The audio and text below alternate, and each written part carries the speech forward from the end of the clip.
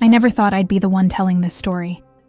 It's the kind of thing you read about on Reddit, scrolling through a stranger's life. Thankful it's not your own. But it was my life. My perfect American dream life, built with my fiancé Mark. The man who, with a single tap on his iPhone, would eventually send it all crashing down. This isn't just a story about betrayal. It's a story of financial fraud, a secret identity, and how an app called Tinder became the tool for my complete financial ruin. The truth revealed itself not in a hidden message or a suspicious phone call, but in an unassuming app notification that popped up one Saturday morning. It wasn't an app I knew. The icon was a familiar flame, and the message read, "You have a new match, Mark. Her name is Tiffany." My heart stopped. I was Mark's fiancé. We were getting married in 2 months. And in that one moment, in our beautiful, expensive apartment in downtown Boston, everything I thought I knew about him and about us turned out to be a lie. Before we go any further, make sure you're subscribed to the channel so you don't miss out on more cases like this. Our relationship was a fairy tale that started on Coffee Meets Bagel, another one of those dating apps that promised meaningful connections. Mark worked as a senior analyst at a prestigious asset management firm, and I was a brand manager for a boutique skincare line. We were the perfect power couple. Our days were a series of shared meals from Blue Apron, jogs along the Charles River, and evenings binge-watching our favorite shows on Netflix. We had a joint bank account at Bank of America, a shared Amazon Prime membership, and our Starbucks orders were perfectly in sync. The topic of money was never a source of conflict. We were both financially responsible, saving aggressively for a down payment on a house in the suburbs of Wellesley. Mark, especially, seemed to have everything figured out. He handled all our joint finances, meticulously tracking every dollar on his Mint app and always pushing us to save more. He told me he was getting a promotion soon, which would make all of our dreams a reality. When I questioned him about a few strange, recurring transfers to a bank account with an unfamiliar name, he was quick to reassure me it was a business expense, an investment in a new crypto venture that was going to make us rich. Like an idiot, I trusted him completely. Update 1. The app I didn't know. I should have known something was wrong when the app notifications became more frequent. Mark, you have a new message from Ashley. Mark, you've received a super like from a woman in Miami. He would always be in the other room when they came through, his phone face down on the nightstand. I started noticing him taking his phone with him everywhere, even to the bathroom, which was a new and jarring behavior. He seemed more distracted, his face often illuminated by the glow of his phone late at night. The man I loved, the man I was building a future with, had a secret life, and the digital breadcrumbs he was leaving were leading me straight into a dark reality I wasn't prepared for. Update 2. The digital lie. The notifications kept coming, each one a fresh sting of betrayal. Mark, want to grab drinks at the Met tonight? Mark, your new match is a doctor. I wanted to confront him, to scream and cry and demand to know what was going on. But something held me back. Maybe it was the fear that my perfect life was a lie, a delusion I had created in my own mind. I didn't want the truth. Not really. But the suspicion was like a poison spreading through my veins, and I knew I had to find out for sure. The weight of his infidelity was a constant pressure, a crushing psychological abuse. One evening, after a tense, silent dinner at TGI Fridays, he fell asleep on the couch, his phone on the charger beside him. My hands were shaking so badly I could barely hold the phone. I used his thumbprint to unlock it. I went straight to the app library, searching for the telltale flame. It wasn't there. For a moment, a wave of relief washed over me. I was wrong. I was crazy. But then I remembered a conversation we had a few weeks ago about organizing our apps. He had created a folder on his home screen titled Utilities. I opened it, and there, buried among the Google Maps, Weather Channel, and Flashlight apps, was the app I was looking for. My heart hammered against my ribs. I tapped the icon, and the screen flashed to life. The first thing I saw was his profile picture, a selfie he had taken on our vacation to Miami. My throat tightened as a wave of nausea washed over me. The profile was real. The lie was real. Update 3. The profile that made me a victim. I scrolled down his profile, my hands shaking so hard I could barely see the words. It was a completely fake identity, a calculated persona designed to lure women in. His name wasn't Mark, it was Mason. His bio described him as a financial advisor, an angel investor in tech startups, someone who was passionate about helping women achieve financial freedom. He mentioned living in New York City, but traveling for work. Every single detail was a lie. This wasn't just deception, it was an elaborate fraud. I swiped through the photos. They were all taken in professional settings, in front of the New York Stock Exchange, on a boat in the Hamptons, and at a charity gala I had never heard of. He had even used a picture of him and me at a work event, but he had cropped me out so he looked like he was standing alone with a glass of champagne. I felt a wave of nausea, a profound sense of humiliation. I looked at his messages. He was corresponding with dozens of women. The chats weren't just about flirting, they were about money. He'd convinced them to transfer money to a fake investment company he called Titan Capital. He'd send them screenshots of fake returns from his Schwab or E-Trade accounts and encourage them to invest more. I recognized the name of the woman from the notification, Tiffany. She had sent him a screenshot of a PayPal transfer for $5,000, and his last message to her was, "Just wait, this investment is going to change your life." This wasn't just infidelity. This was a criminal conspiracy. Update 4. The financial betrayal. I felt like an absolute idiot. All those months of seeing his fake screenshots, of listening to his promises of a new home in Wellesley, of blindly trusting him with our joint account at Bank of America. It was all a lie, a carefully constructed facade to cover up his criminal enterprise. The emotional betrayal was one thing, but this was a crime, and I was unknowingly his accomplice. I realized every penny he'd been so eager to save was really a penny he was funneling into his conspiracy. As I sat there in our apartment, I felt a deep, sickening wave of shame. My perfect love story was just a backdrop for his financial fraud. I logged into our joint Wells Fargo account and started digging. I found the transfers he'd dismissed as crypto investments, all going to a business account under the name of Titan Capital. But there was a shocking trail of money leading out of that account and straight into the private accounts of dozens of other people, his victims. There were hundreds of thousands of dollars flowing through our account. I needed to act. This was an investigation now, and I was the key witness. The first step was to protect myself. I pulled out my laptop and began changing every single password for every joint account we had. Apple ID, Amazon, Netflix, everything. I called a lawyer, but he told me the first thing I had to do was file a police report. My hands were shaking so much I could barely type. I was filled with rage and terror. The police report wasn't just to report his fraud. It was to protect myself from any future legal action by his victims. But what I found next stopped my heart. Buried in the notifications was a confirmation email from a third-party loan service. Mark had used my name, social security number, and our joint financial history to secure a massive personal loan. The email clearly showed the transfer of a large sum of money. The transfer date was exactly 3 days after we finalized our down payment for the new house. It was for the exact amount that was missing. Update 5. The $200,000 mistake. The number on the screen made my blood run cold. It wasn't a few $100s or a few thousand. He had used my good credit, my spotless financial history, and my complete trust to commit a crime that would ruin my life. All that money he'd scammed from other women, all those fake investment charts he showed me on his phone. It was all a setup to create the illusion of financial stability so he could get a massive loan and run. He hadn't just drained our savings. He had placed an immense burden of debt squarely on my shoulders. I felt my stomach clench, a wave of nausea and fury washing over me.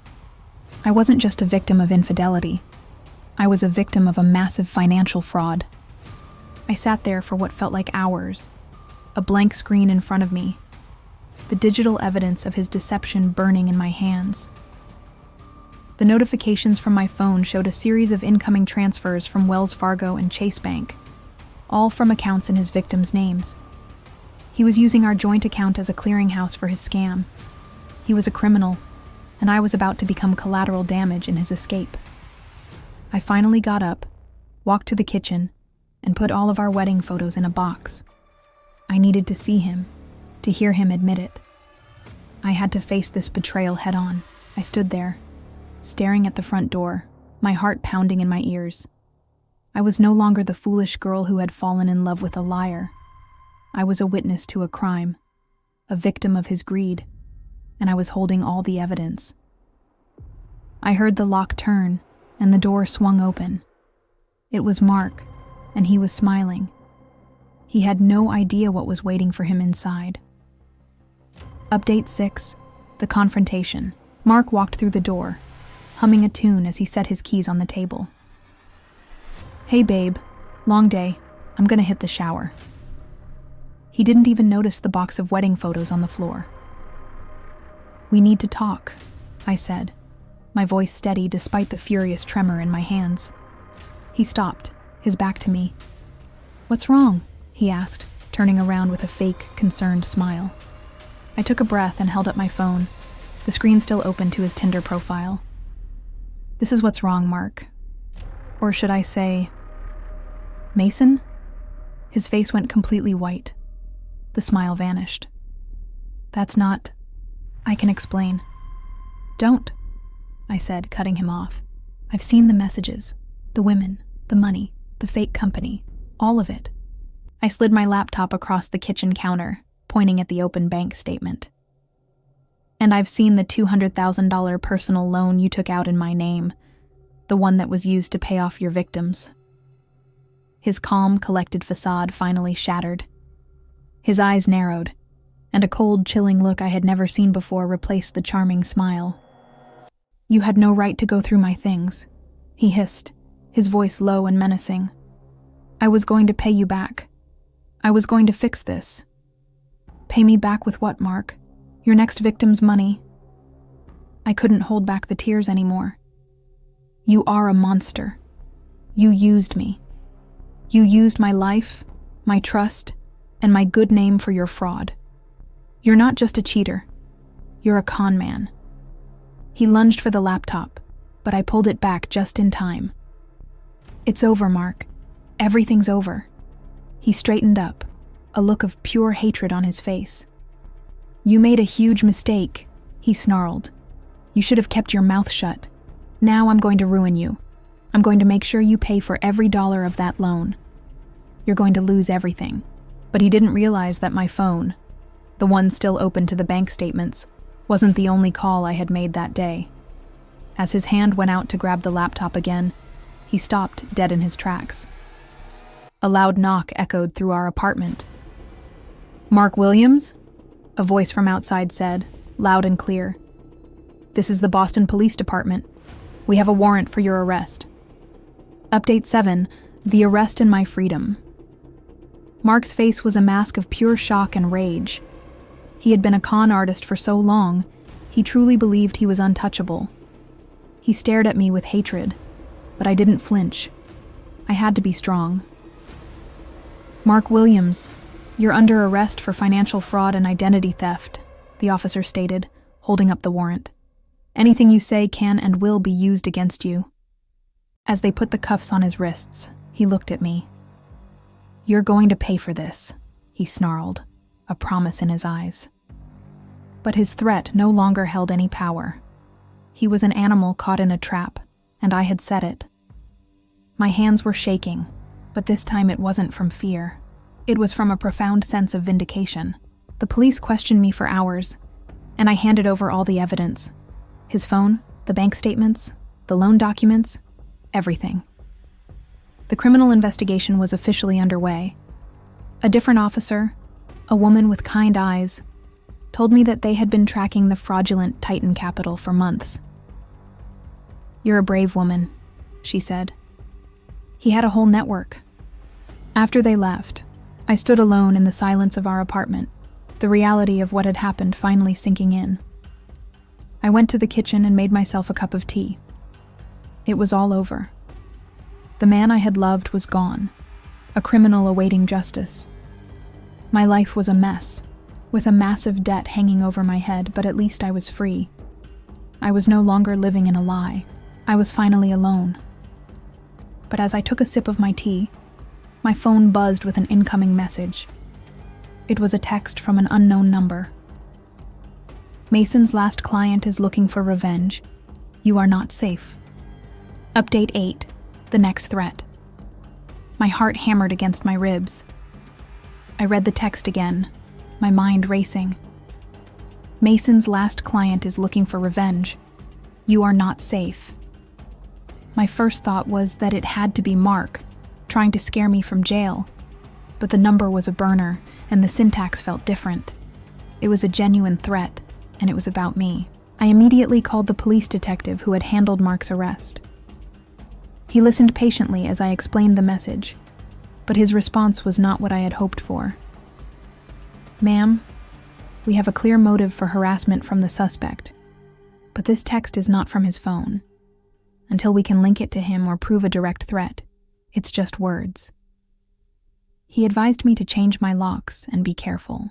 The police investigation into the financial fraud was their priority, not a potential stalking case. I was on my own. Fear set in, a cold, sharp feeling that was far worse than the betrayal. I locked the front door, double-checked the windows, and didn't leave the apartment for 2 days, ordering food delivery on Uber Eats and refusing to answer any calls from unknown numbers. I realized I was facing a new kind of terror. This wasn't about money anymore.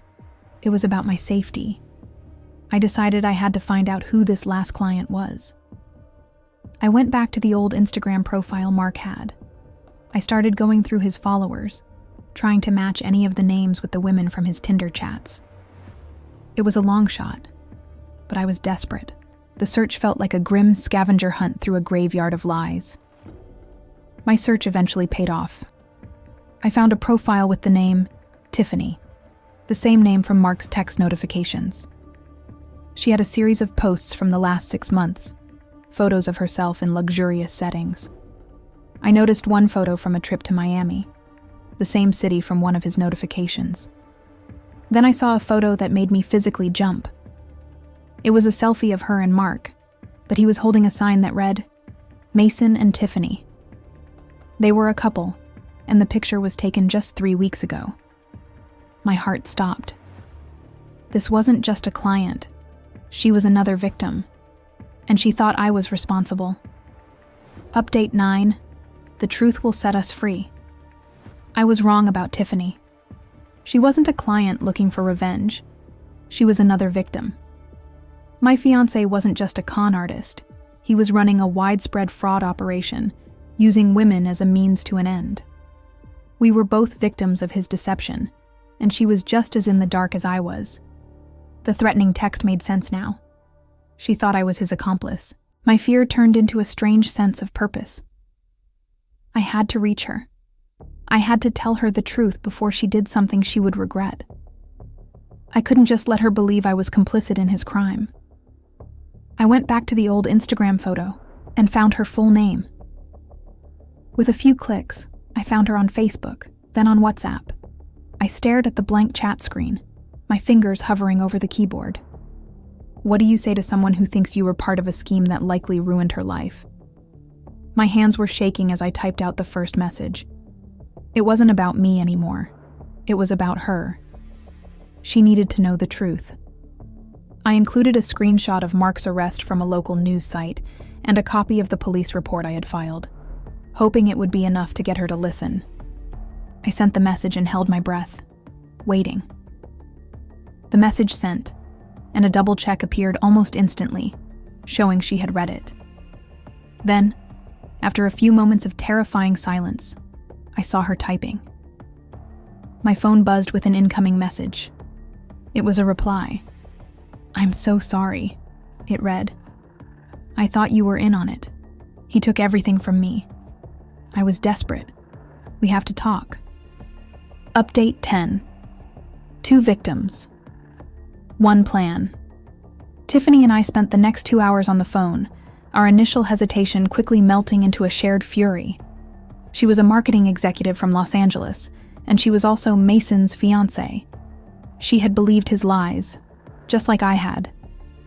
He had told her the same story about being an angel investor, and he had convinced her to invest her entire family inheritance, $500,000, into his fake company.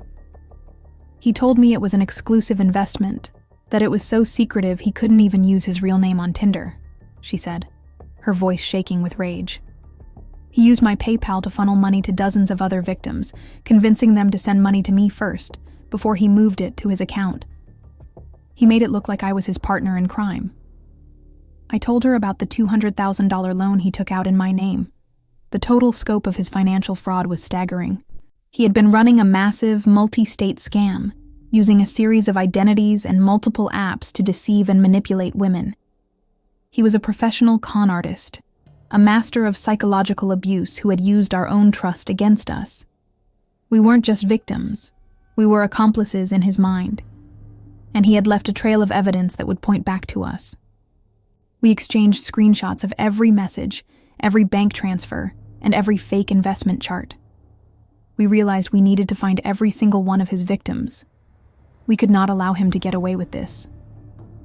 "He's going to get out on bail," I said, a wave of fear washing over me. "What if he runs?" Tiffany was quiet for a moment. When she spoke, her voice was cold and resolute. "Then we make it so he can't. He's not just a criminal. He's a criminal who has a list of victims he used to fund his lifestyle. Let's find them. All of them. And we can start a class action lawsuit. He took everything from us. Now we're going to take his freedom." Update 11. The Alliance. The next few days were a blur of phone calls and frantic texting. Tiffany and I worked together, using every scrap of information we had to find the other victims. We used the screenshots from his Tinder chats and the PayPal transfer names to search on LinkedIn and Facebook, creating a digital map of the lives he had destroyed. It was a grim process, but it fueled our resolve.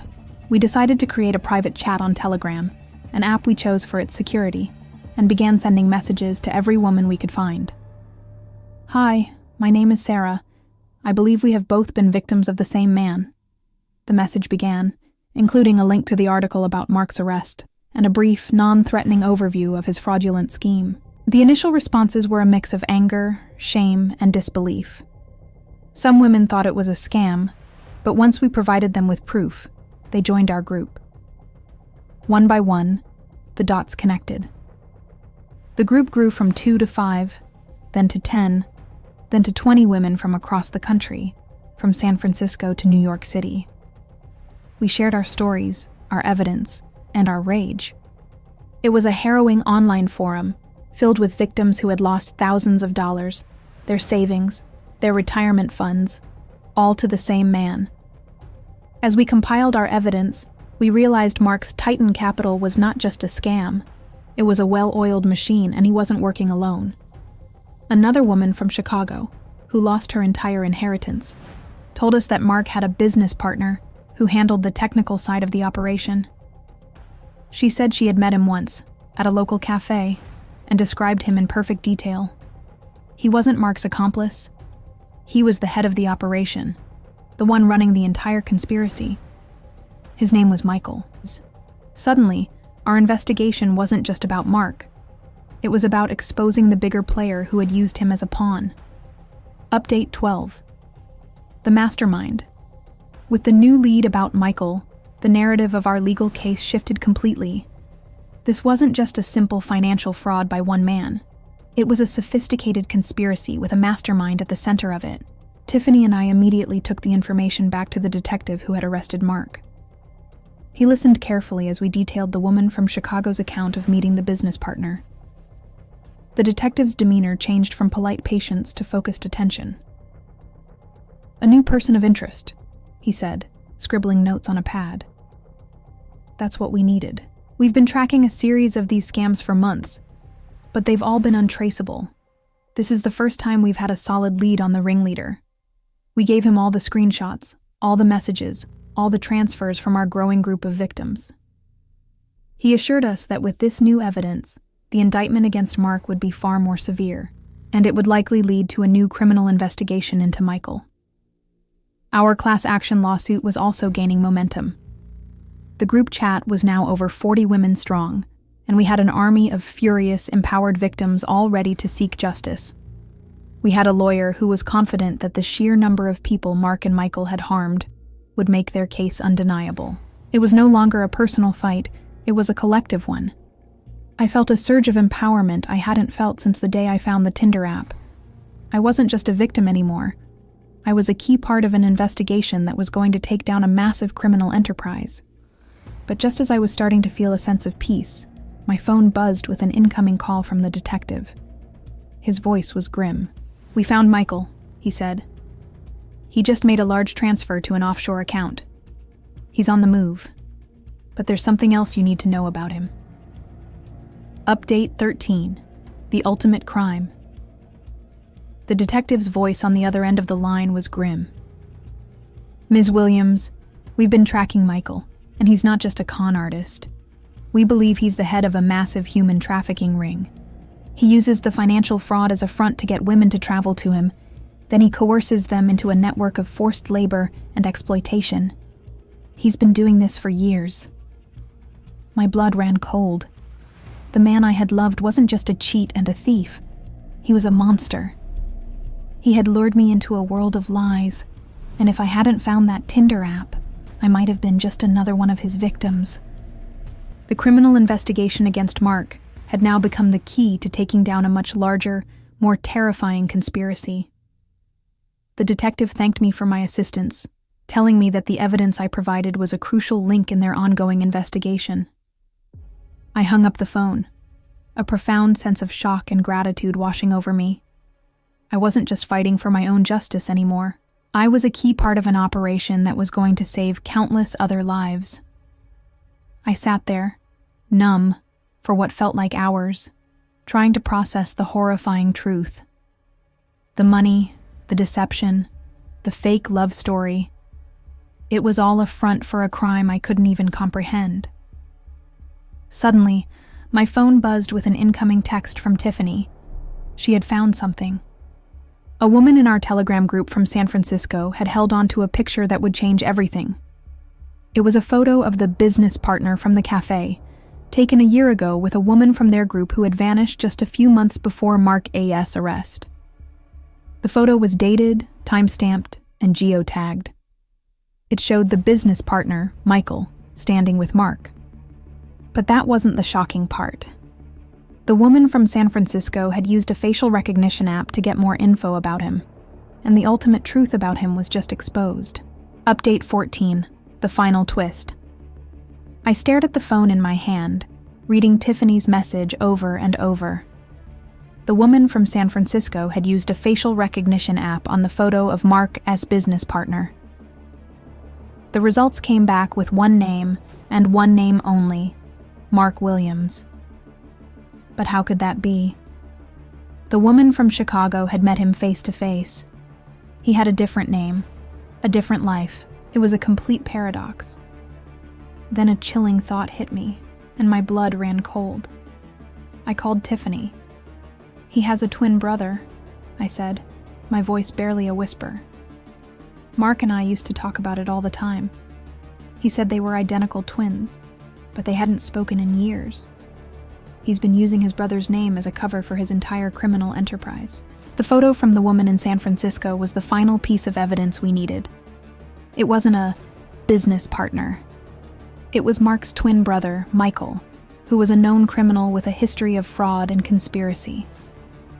Mark and his brother had been running the scheme together, with Mark acting as the charming, trustworthy frontman on apps like Tinder, and Michael handling the dirty work. He wasn't just a victim's accomplice. He was the head of the operation. With the new evidence, the criminal investigation moved swiftly. The indictment against Mark was undeniable, and a new legal case was launched against his twin brother. The police issued a new warrant for Michael, citing him as the leader of the entire fraudulent scheme. I eventually sold our apartment, paid off the $200,000 debt, and moved back home to Atlanta to start over. The class action lawsuit we filed grew to over 60 women, and our case was strong. Mark and Michael had left a digital trail of evidence a mile long. We were all left with a void in our bank accounts and a profound sense of betrayal. But we were also left with something stronger: a collective voice. I'll never forget the day I found that app on his phone. It was the worst day of my life, but it was also the day I began to get my life back. This isn't just a story about how a man used Tinder for a scam. It's a story about how, in the end, it was my choice to fight for justice that led to his downfall, and my choice to keep fighting for my own happiness. If you liked this story, please like it and share it with a friend who might need to hear it. And if you've ever been a victim of deception, leave your story in the comments below. Let's make sure that no one feels alone in their fight for justice.